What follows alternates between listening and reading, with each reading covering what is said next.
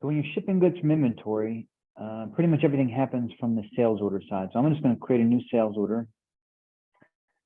So I'll just create a simple one with one item on it. So first thing, of course, is you're going to pick a customer.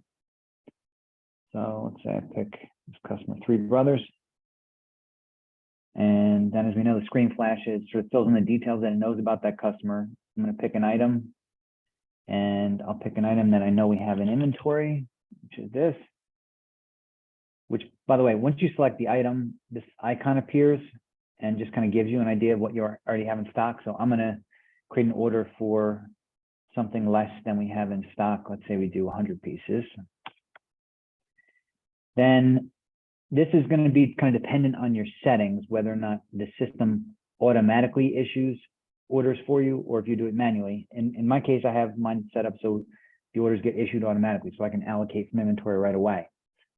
If yours is not set that way, then you would have to select, this is like a drop-down box where you would select issue to say that like the order's been confirmed, whether it's been internally approved or approved by the customer. Now the order is official, because you're going to have to do that before you allocate an order. So this link here, ready to allocate, click here is what you do to allocate the goods. And there's a lot going on this screen. So let me just kind of explain what's happening. So this will give you one row for each line item on that, or each release actually on that order. And then this will give you the warehouses where you have goods from that item available to ship. All right, so let's say I'm going to ship out of Allied. And now we can choose a few different options here. So if we just pick from this list, there's different options. SO issued means we're just going to leave the order as it is. Release to legit, well, let me do it the other way. Final matched would mean that you're allocating these goods against inventory to set them in hold. So in other words, those goods can't be sold to someone else, but they're not actually ready to ship out yet. That would be final match. Release to logistics would be if you actually do want to ship it out right away, which is what I'm going to do. And this other option, pre-allocate, this would be like if you wanted to pre-allocate this sales order against, say, an open PO that you had with a supplier overseas that they didn't ship yet, you can just pre-allocate against that, and then it kind of earmarks the goods for when they do arrive.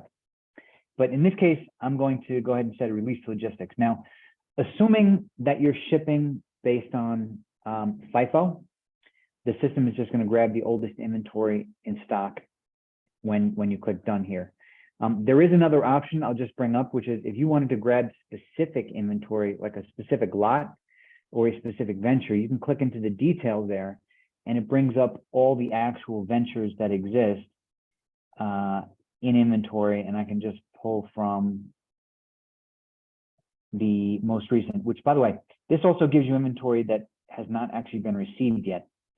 So if you're seeing in this warehouse column, if you just see a date, that means that that container is on the water, and it actually, it gives you the date of the ETA. So it tells you when it's going to arrive.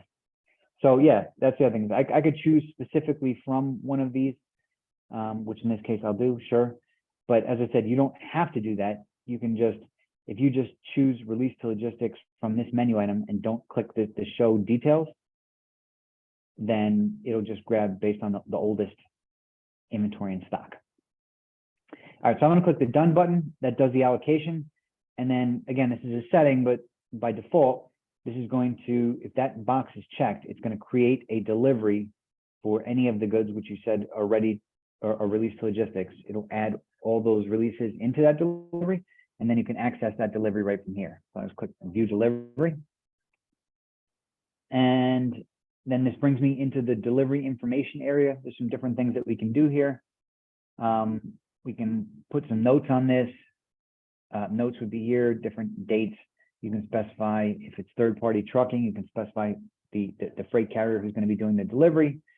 There's different documentation that gets produced here. You can create a packing list, a warehouse release to send to the warehouse to let them know what goods to ship, a bill of lading for the freight carrier. If you're using your own internal trucking, there's a route plan that allows you to specify to the trucker in which order they should make deliveries. So if they're making multiple deliveries, it's say first stop here, then stop here, then stop there.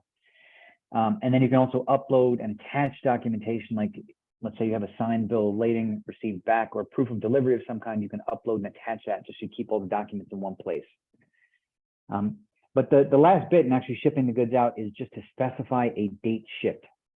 So as soon as you put a date shipped here, the system will automatically create one or many invoices, depending on how many different customers' orders are in this delivery. Could be one or many, and then there will be a link into each from here. So to actually send out the invoice, I'm going to click on the invoice, which brings me into the invoice maintenance area, and then I can access the invoice document right from here. Just one note while we're here is you can push the invoice over to the accounting system by selecting posted in the invoice status here. And there's also a way to do that in batches from the batch processing function here instead, if you prefer to do it as a batch.